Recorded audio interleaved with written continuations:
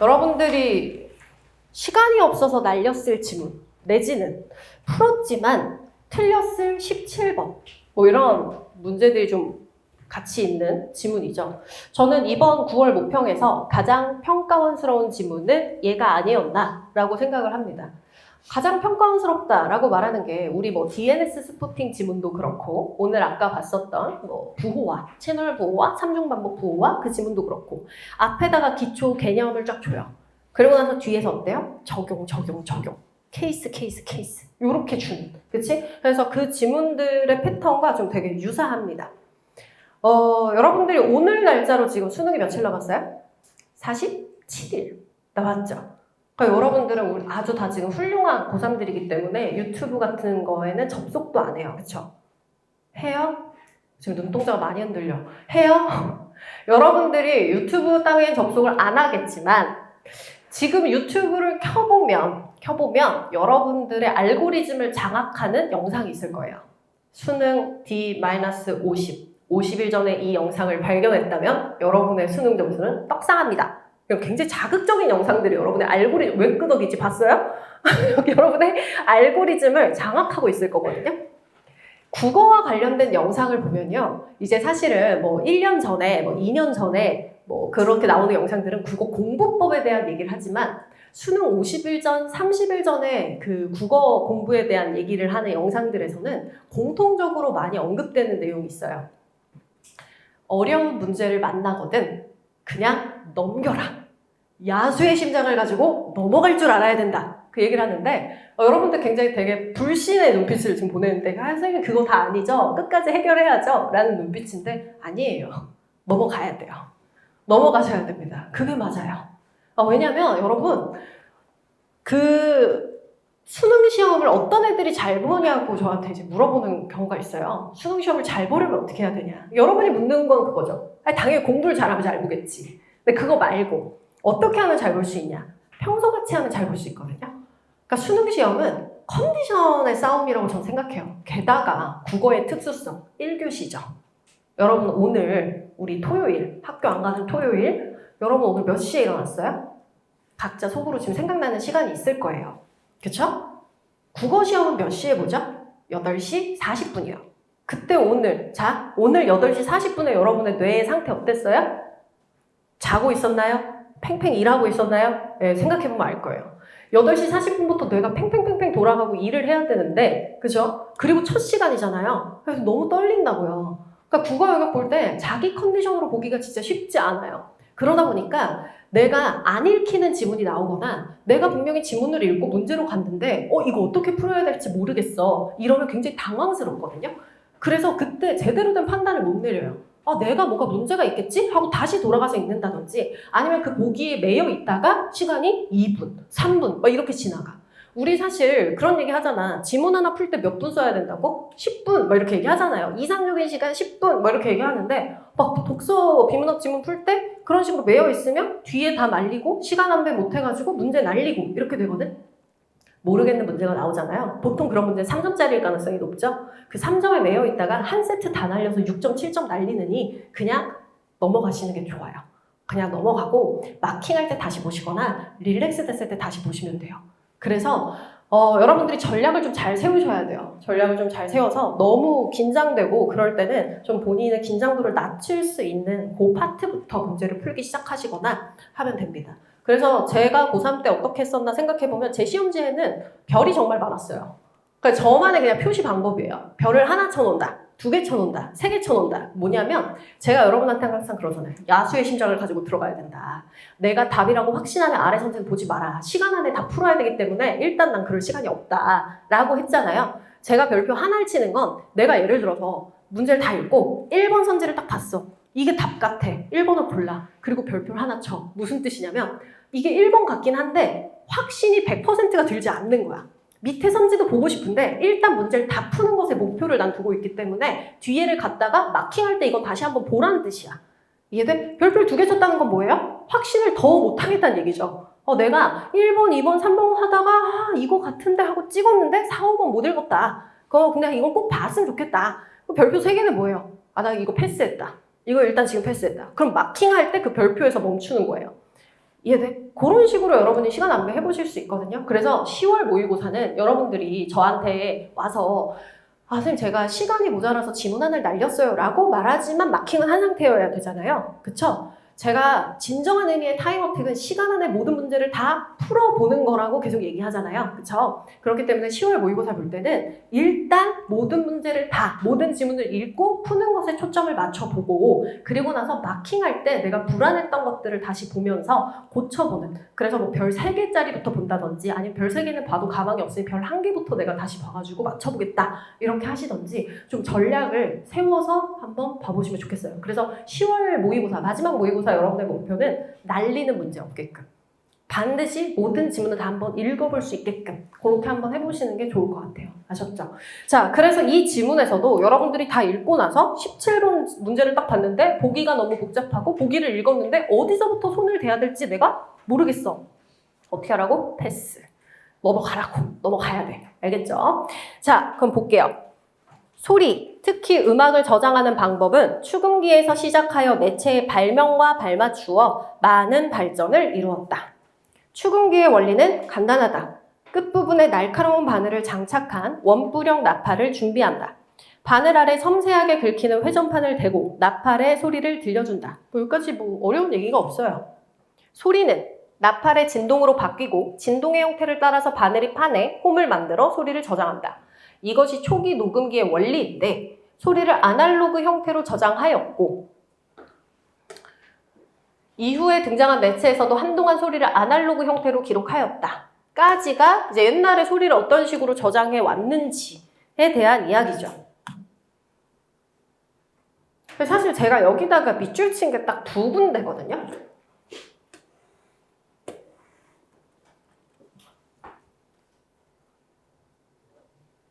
제가 여기다가 왜 밑줄 쳤을까요? 과정이라고 생각해서 밑줄을 쳤어요.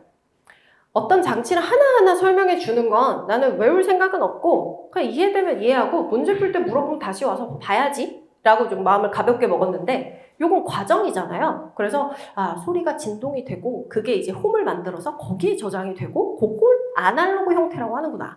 근데 현재는 그럼 이 사람이 얘기하고 싶은 건 지금 현재가 어떤지 과거와 비교해서 어떤 게 달라졌는지 보라는 얘기죠. 소리를 디지털 신호, 아날로그가 아닙니다. 디지털 신호로 바꾸고 즉 이진수로 이루어진 오디오 신호로 바꿔서 파일로 저장을 합니다. 한 파일 내의 오디오 신호에는 모든 소리 크기의 균일한 개수의 비트가 할당됩니다. 일반적으로 각 소리 크기에 16비트를 할당하며 소리 크기에 따라 16자리 이진수 값을 달리한다. 제가 여기다가 이렇게 표시를 해놨어요. 왜 그랬냐면 16 숫자 얘기하는 건 똑같은데 하나는 똑같고 하나는 다르다는 거예요.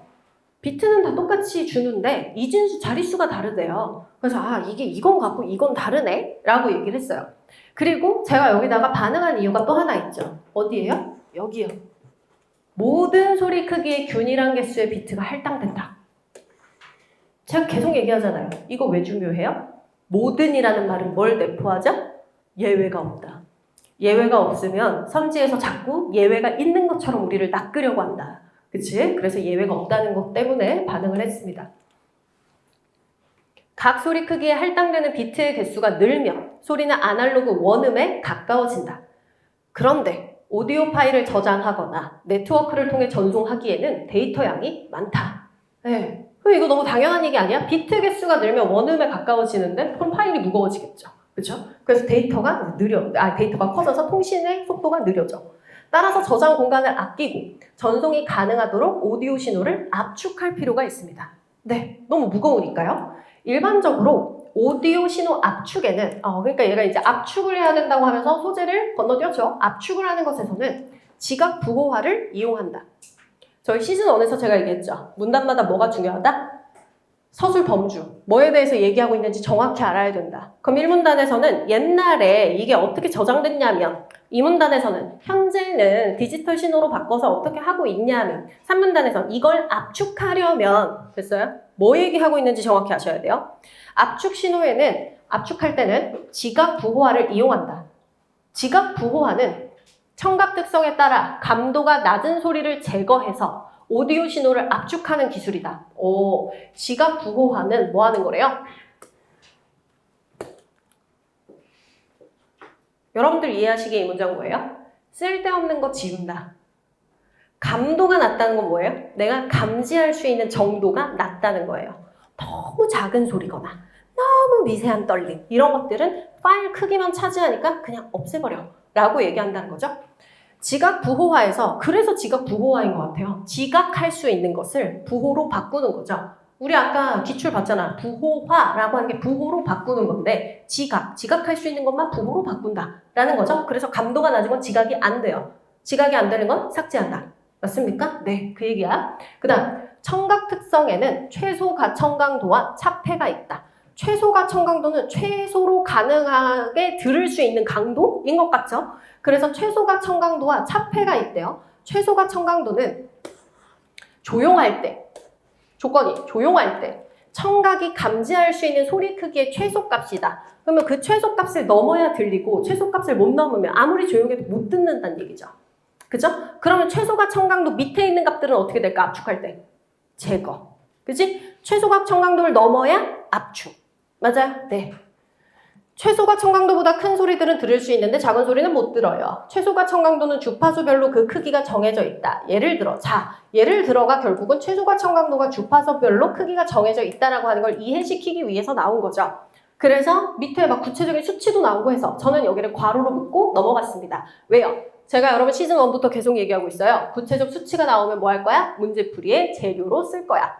맞지? 근데 내가 지금 외울 필요 있다 없다? 없다. 그래서 물어보면 다시 돌아와서 관계 파악 한번 해준다. 근데 얘가 하는 얘기를 잘 읽어보니 어때요? 분석하는 거니까 보면 1000Hz부터 10,000Hz 사이에서는 아주 작은 소리로 들을 수 있는데 100Hz 이하를 저음이라고 한대. 그럼 얘는 뭔가? 얘는 뭔가? 고음이겠죠? 그쵸? 저음에서는 훨씬 큰 소리여야 들을 수 있다. 그러면 뭐야? 고음에서는 최소가 청강도가 어떻다? 아주 낮다는 얘기잖아. 저음에선 최소가 청강도가 아주 어떻다? 높다. 그 얘기죠. 맞습니까? 네. 한편 큰 소리로 인해 작은 소리가 들리지 않는 현상을 차폐라고 하며 드디어 나왔네요. 차폐라고 하는 게 뭔가 했더니 큰 소리 때문에 작은 소리를 못 듣는 거를 얘기한대요. 그렇죠. 우리가 지금 여기에서 이렇게 대화를 나누고 있기 때문에 제가 마이크를 쓰고 있기 때문에 바깥에서 속삭이는 소리를 못 들어요. 문을 열어놔도. 그치? 그럼 이게 차폐가 일어나는 거야. 그죠? 그런데 두 소리의 주파수가 가까울수록 차폐가 쉽게 일어나고 자 이게 뭐예요? 또 이제 현상에 대한 관계를 얘기하죠. 주파수가 어느 정도 차이가 나면 차폐가 일어나지 않는다. 그러니까 얘가 가까울수록 일어나고 어쩌고저쩌고 관계를 얘기하는데 얘가 지금 얘기하고 싶은 게 뭐예요? 주파수가 그러니까 가까우면 어떻대요? 쉽대요. 그것만 알면 되잖아. 왜? 반대 상황은 반대겠지. 멀면 잘 안 일어나. 관계가 없나 보지. 그치?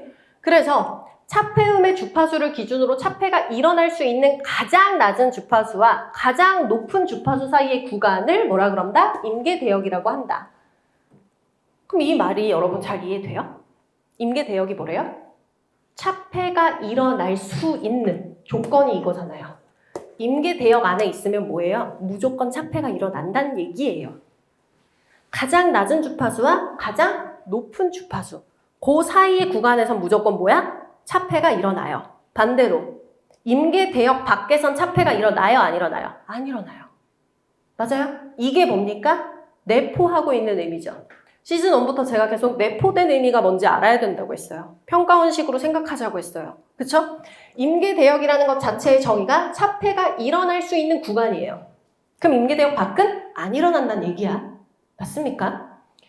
임계대역의 폭은 차폐음의 주파수에 따라 다른데 고음에서는 자 여기서 아까 제가 쓰지 않았지만 여기서 우리 뭐 읽었어야 돼요? 고음에서는 최소가 청강도가 어떻다? 낮다, 작다. 저음에선 최소가 청강도가 높다.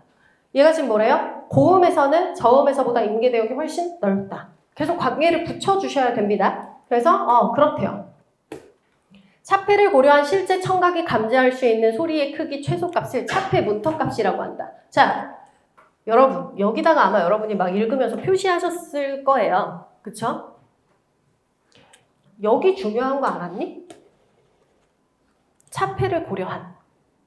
차폐를 고려한이라고 하는 말 자체가 뭐예요? 차폐가 난다고 가정할 때.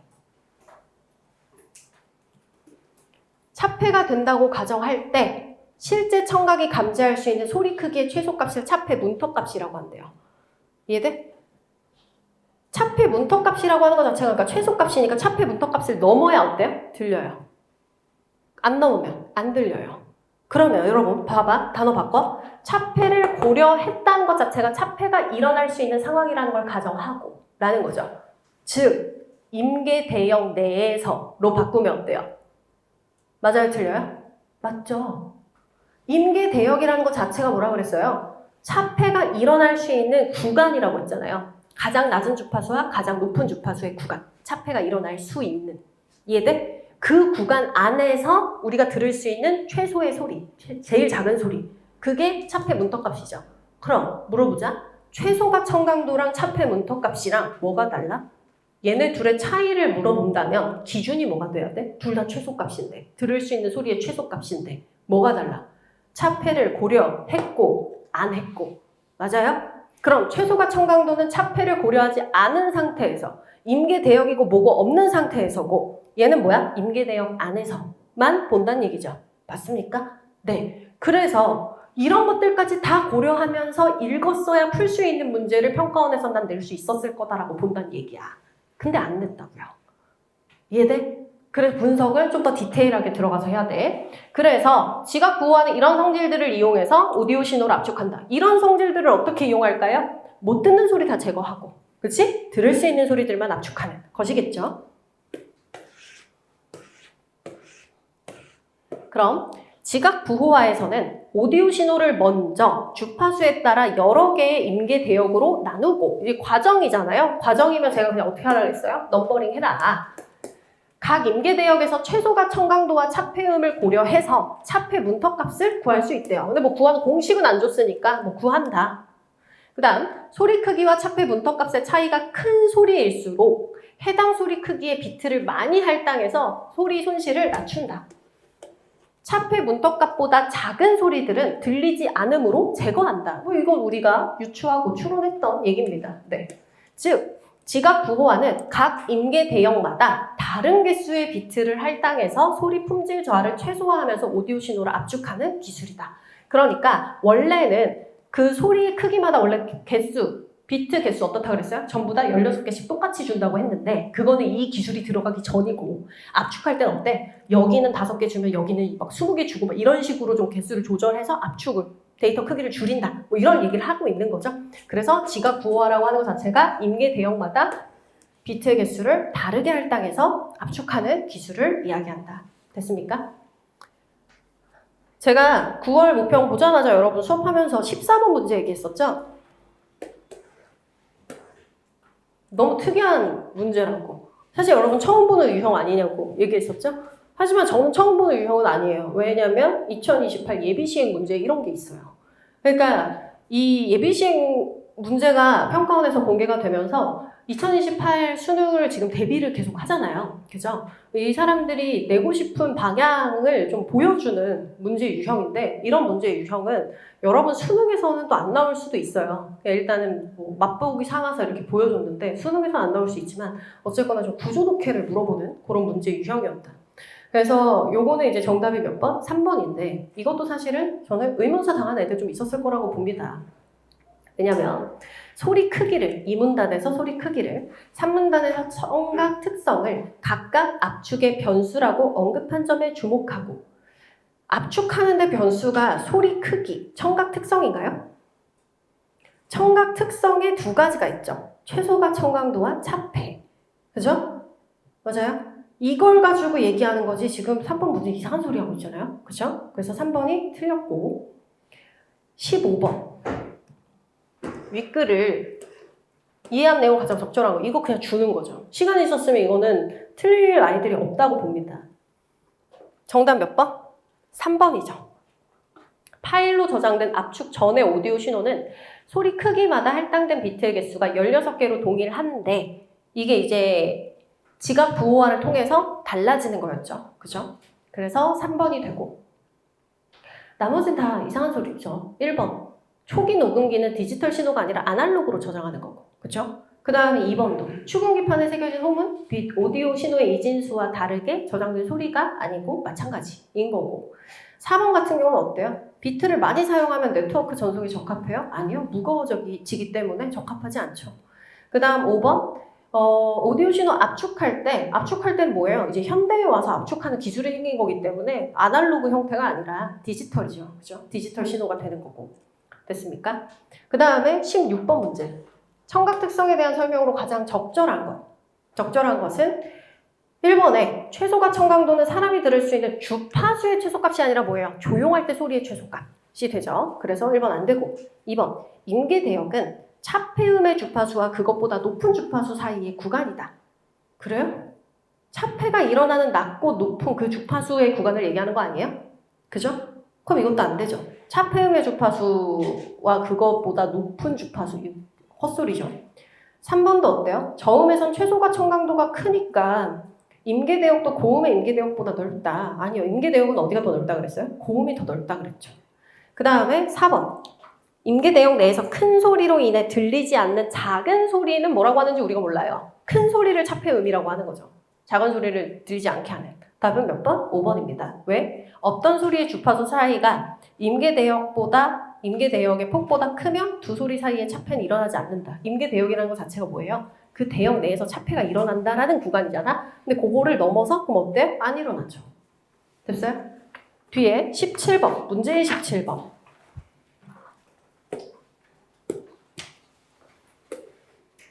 보시면 윗글을 바탕으로 보기를 이해한 내용으로 적절한 것은 이라고 했습니다. 자, 소리 A, B, C, D가 있는데 얘네들의 주파수 그리고 소리 크기 그 다음에 청각 특성, 최소가 청강도랑 차폐와 관련된 차폐 문턱값이 있는데 얘네들이 각각 서로 다른 임계대역 안에 들어가 있는 거래요. 서로 임계대역이 다르다고요. 그죠? 그러면 여기에서 적절한 거 1번 A가 포함된, 이제 A가 여기서 좀 빌런이었죠? 보시면 어때요? A가 최소가 청강도, 조용할 때 들을 수 있는 소리의 최소값이 38인데 A 소리 크기가 30이야. 그럼 얘 들려? 안 들려? 안 들려. 압축할 때 무조건 얘 어때? 제거돼야 돼. 그치? 차폐 문턱값 자체도 어때요? 그 차폐가 일어날 수 있는 임계대역 안에서, 그치? 38을 넘어야 들리는 건데 38을 안 넘잖아. 그럼 쟤 들려 안 들려? 안 들린다니까? 그러니까 최소가 청강도도 못 넘고 차폐 문턱값도 못 넘는 A는 제거돼야 되는 소리예요. 그럼 1번에서 A가 포함된 임계대역에서는 차폐가 일어나지 않았으므로 A를 들을 수 있겠고 A는 못 듣는다니까? 그죠? 그럼 1번 틀렸죠?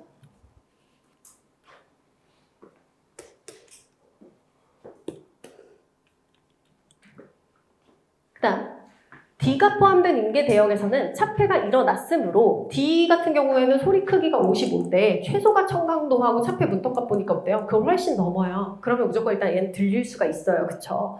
그래서 D를 들을 수 없겠군. 아니요. 들려요.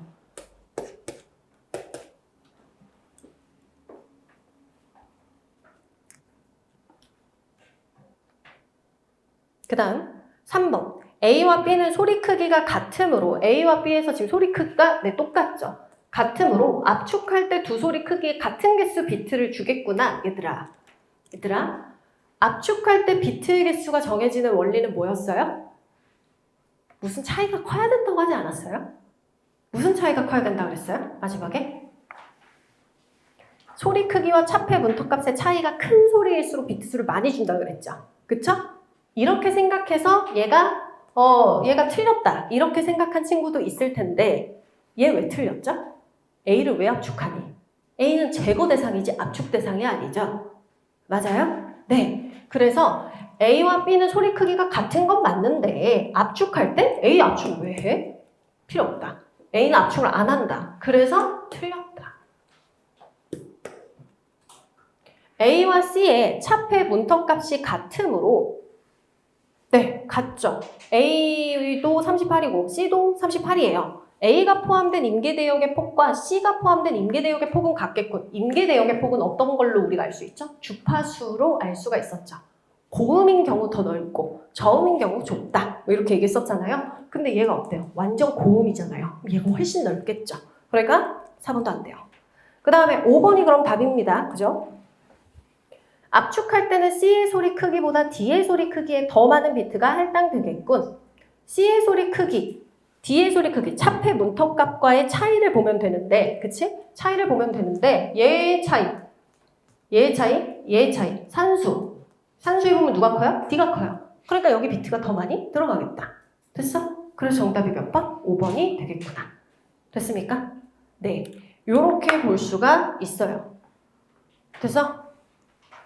여러분들이 문제를 시험 현장에서 잘 풀었을 거라고 저는 생각해요. 그런데 제가 얘기하고 싶은 건 분석할 때 어디까지 자세하게 봐야 되냐. 네, 이렇게 보셔야 됩니다. 어딜 가지고 냈냐. 얘네가 이렇게 하고 있구나. 어떻게 붙여 읽을 수 있었냐. 이런 것들을 다시 한번 보면서 좀 학습하기를 바라는 겁니다. 됐을까요? 네. 그러면 저희 잠깐 쉬었다가 잠깐 물 마실 사람만 물 마시고 숙제한 것들 좀 저희 보고 마무리하도록 할게요.